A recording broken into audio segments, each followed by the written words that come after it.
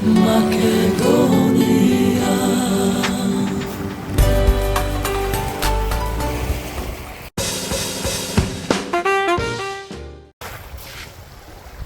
Добар ден, среќен ден.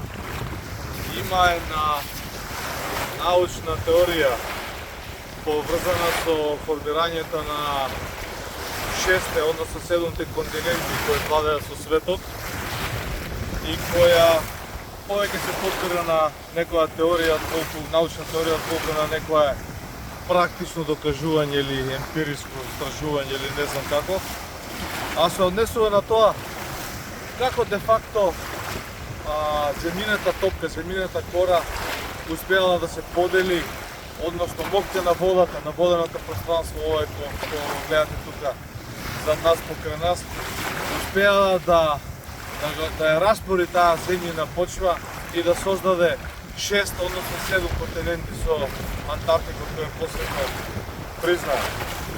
Или де факто сега може би се прашувате, бидејќи нашите емисии се спортски, да не речам фудбалски, каква врска имаат овие случувања со фудбалот? Врз база на оваа подела на светот, погодбодата ги поделила и сега, само една мала дигресија, ако се обидите на географската карта да ги погледнете северниот дел на Америка со северниот дел на Европа или Јужна Америка со делот на Африка, хипотетички двете копна може да се соединат воедно, така се поделени бреговите, така се расцепени, да не речем вака исечени како со скалпел, што предпоставува дека некогаш тоа било една единствена земјина почва, земјина топка. Исто и од другата страна на далечниот исток, каде што се расцепени тие делови, да не речем како Австралија се оделила, а била некаде дел можеби од Атлантскиот океан, така условно ако се оди на север да се припои тоа копно на Австралија со Азија. Не се оваа поделба, оваа моќна водата која го поделила копното придонела да се формираат и 6 фудбалски конфедерации кои денеска се членки на ФИФА и царуваат со светскиот фудбал. Зборуваме за Средна и Северна Америка, односно за Јужна Америка, па за Европа, односно или УЕФА, зборуваме за Африка, зборуваме за Азија како пета конфедерација членка на ФИФА и шестата и последна конфедерација Австралија и Нов Зеланд. Тоа се тие 6 конфедерации кои се членки на ФИФА и кои дрмаат со светскиот фудбал. Има само еден клуб, како беше песната, гордост на Скопје, која е членка на една конфедерација на УЕФА.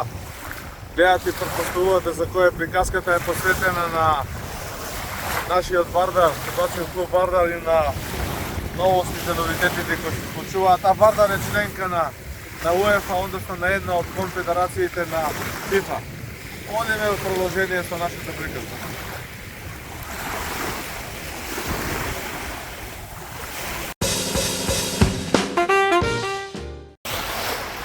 Овде на Егејот полека е зајдисунце, значи сонцето оди на другата страна од земјината топка и овој Славен Шешир повеќе не баш работа, а сонцето повторно изгрева за фудбалски клуб Вардар кој полека ги отвара картите и во целата ова неспомоштија, со целото ова окружение во кое го изигра пролетниот дел, лека се стабилизира и сакале да признаем или не, водечката улога ја имаат навивачите. Може би некоја неснажна околност што ете Вардар е во таква ситуација каде што спонзорите секопат и овие кои сакат да го земат Вардар се некако начално се заинтересирани, меѓутоа последниот чекор нема. Не се пораката е дека во ова море позади нас, овде во Егејското море се влева реката Вардар. Тука некаде е сливот на вардарските води. Како што ова море е неуништиво, значи природата го создала. Не дај Боже, може природата да го уништи некогаш и некаде. После милион години. Така исто и фудбалскиот клуб Вардар е создаден. Знаете кога и во која година, знаете од кого. Меѓутоа е неуништив. сите оние кои се бореа, кои работеа јавно, полутајно или сосема тајно на уништување на Вардар, за да се прекрие сето она сите оние чекори кои го довеле клубот на оваа безпаке. Тоа не успева. Не успева. Вардар е вече. Исто како морето, исто како овие води. Вардар продолжува да постои, да обстојува и ќе игра во првата лига. Настрана од сите овие сопки, да не речем буквално за фрканци, па и малце повулгарно за ебанци кои се обидуваат да му ги прават луѓето предводени од некој си квази собственик на Вардар, кој се уште се декларира и се обидува да ја заврши својата мисија. Меѓутоа има нешто што е посилно, тоа и Вардар роди понатаму. Идејата да се остане во ова безпаке, да се спротивставиме на сите сопки, да се спротивставиме на сите оние кои ради свој личен интерес сакаат фудбалскиот клуб Вардар да банкротира едноставно, да не речем да ги лапнат парите и она земјиште кое како дете од мала мајка му украдено на Вардар, кога зборуваме за помош од игралиште на Вардар. Тоа нема да се случи. Има момчиња, има градоначелници, има луѓе кои го сакаат Вардар и кои може некој да се совнува и да прави финансиската математика и конструкција дека тоа не е доволно, дека така не се прави силен клуб, дека на Вардар му треба нешто повеќе, дека на Вардар му треба. И јас делумно ќе се согласам со тоа дека за силен Вардар е потребно многу повеќе отколку ова што сега го направија навивачите, да не кажам нивниот лидер, популарниот Мики, кој буквално изгина за Вардар да го остави во живот и да го подигне на едно повисоко ниво. И апсолутно ја има нашата подршка и мислам дека успеа во ова момче, овој сериозен човек со целата негова авангарда и подршка во позадина прави многу за Вардар. И ќе видите, резултатите ќе дојдат многу брзо, некаде после 5-6 август. А зошто тогаш во продолжение на емисијата? Еве, ова е неуништиво. Ова е тука со нас и ќе остане.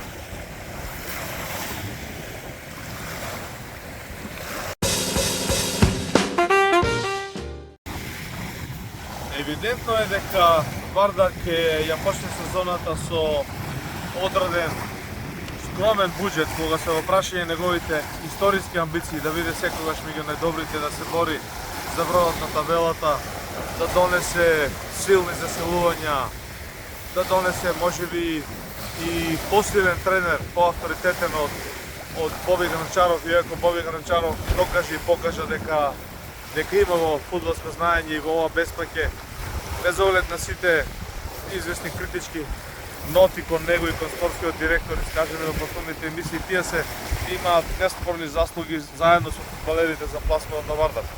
Не и се Вардар и да остане со овој играчки капацитет, со овој тренерски капацитет, со известни заселувања кои начелно се најавуваат, меѓутоа да се конкретизираат, потребно е малку време, а секако и пари.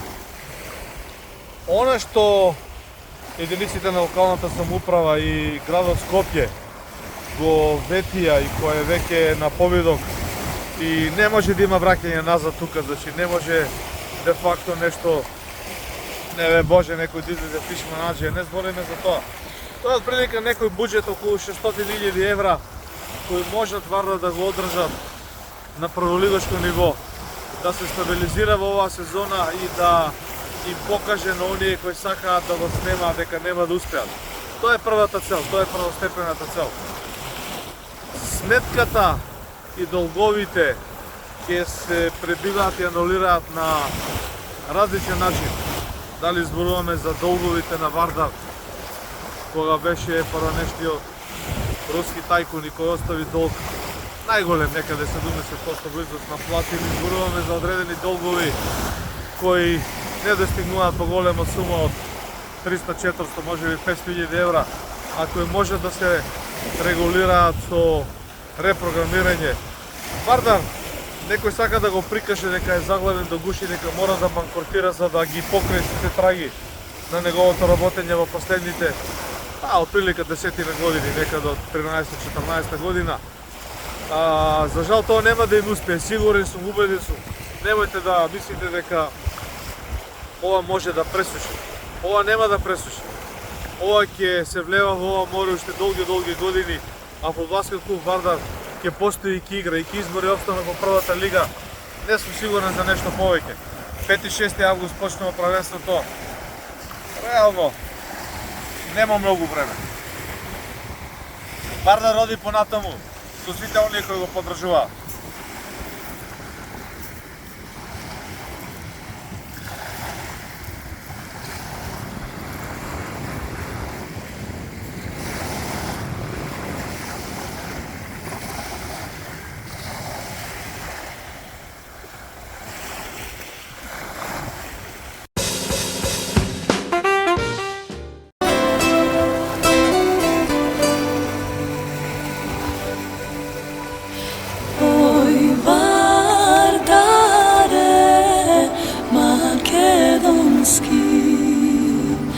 Od izvora dur do